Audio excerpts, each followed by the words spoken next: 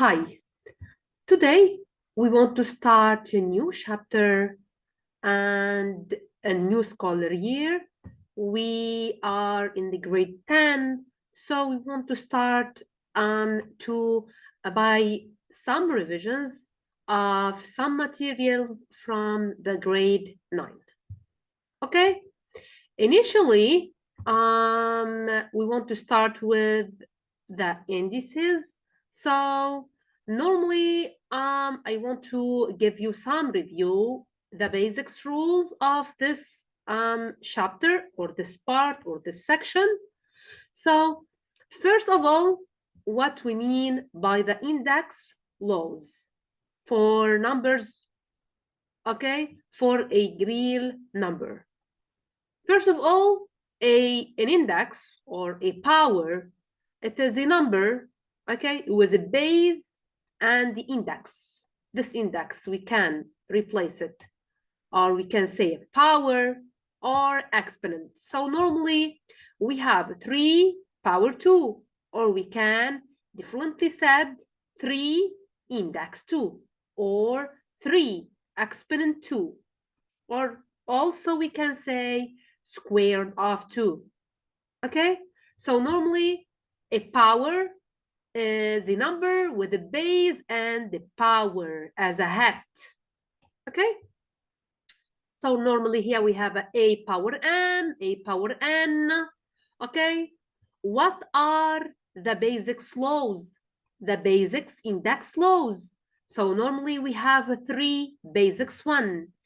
But these index laws can only be used or applied if the bases are the same. Okay, if the bases are the same, like here we have a and we have a, we have a multiplication, we have a division, and we have a power raising to another power, to a higher power. So starting with the first index law, we have an times an multiplied by an. First of all, we should ensure that we have the same base. Okay, we have the same bases, A and A.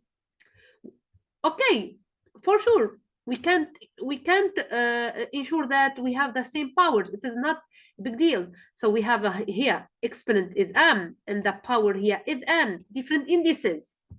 Okay, so normally if we have multiply, when multiplying powers with the same base, we can add the indices. So we keep the same base A and we add the indices or the powers or the exponent that we have before. And if we divide 2 powers, okay, with the same base, we ensure that these powers have the same bases. Okay, so normally we divide. When dividing, we subtract the indices, the indices. How? Normally am, normally when we divide it by am, so normally am is the numerator and an is the denominator. Okay, logically said. So normally we subtract the index of the denominator from the index of the denominator. We mean m minus n. Okay, so first one minus the second one. And we're raising, moving on to the last index law. We're raising a power to a higher power. So we have a power, we have a number with a power, with an exponent, with an index. Okay, when it raised to another higher one or another higher index. So normally this easily we multiply these indices. Okay, also if we have the index, negative index, so if we have a minus 3, a minus 4, and so on, so normally we mean we move or we have to invert the number. What we mean by invert? So normally it is a over 1. The inverse of a, when we turn it upside down, so normally it is 1 over a. Okay, so 1 over an. So normally by this tip or by this trick, we can change the exponent from negative index to positive index. Okay, and finally we can say that a naught or a power 0 is always equal to 1 for all a different from 0, because if a equal to 0, so normally the result should be 0. Okay, definitely. So moving to the following exercises, we should pick or choose the appropriate, the convenient law, index law, to solve the following exercises.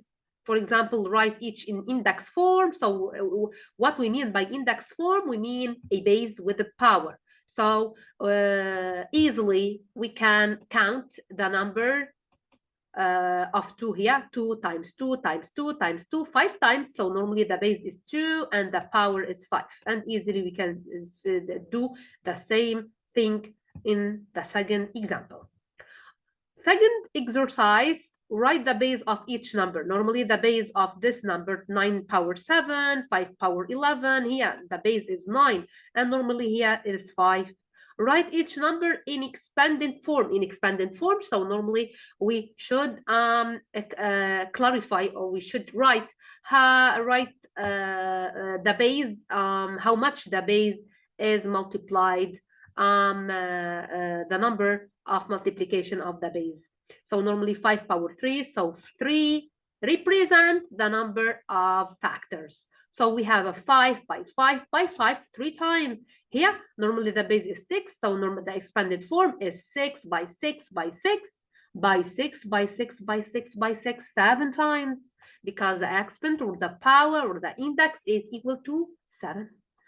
And using the calculator, it is very easy. We have different buttons on the calculator. Using the appropriate, the convenient buttons, okay, we can use, or we can evaluate directly 2 power 9.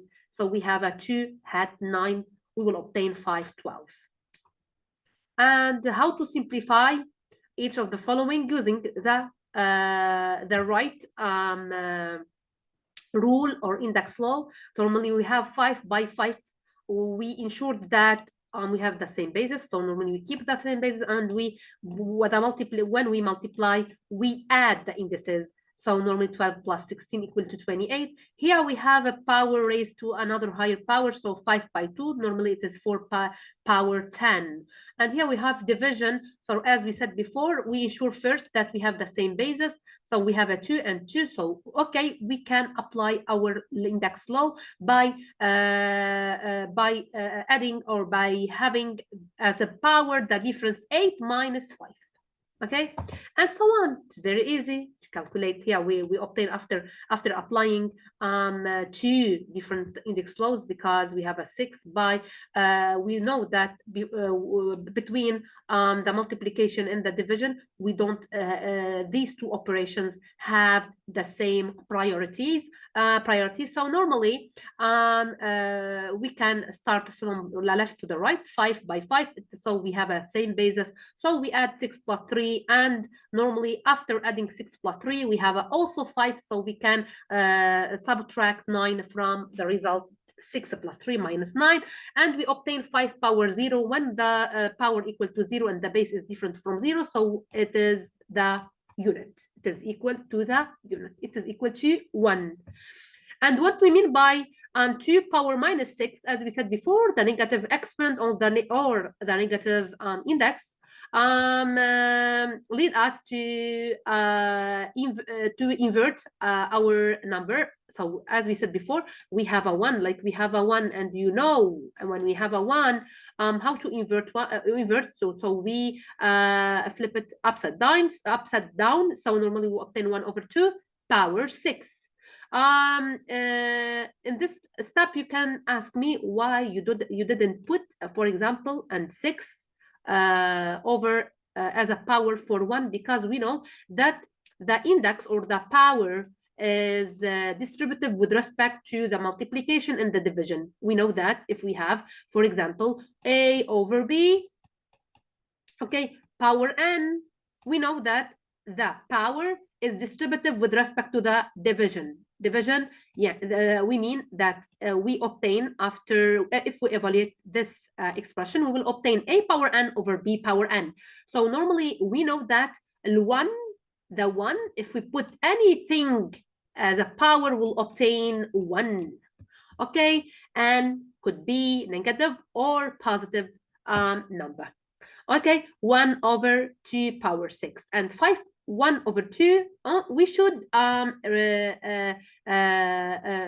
revise or have the following rule as a revision. Quick one. We have a power 1 over n. If we have a 1 over n, so we mean the nth root or the radical of order n of a, but a for all a positive. We don't want to at this level to enter more in details. So we'll keep the details for the next or the coming sessions. Okay, so normally 8 power 1 over 3. So normally this one, okay, represent the order of the radical. So that is the radical of order 3, the third root of 8. Okay, and if we have more complex expressions, we have a pronumeral. So we have a known numbers and variables at the same time as a term. So normally we multiply the numerical coefficients, or we divide the numerical coefficients, and then we use the index laws to multiply or to divide the pronumerals. Okay, so no, like yeah, we have, for example, this term and this term. This one is pronumeral.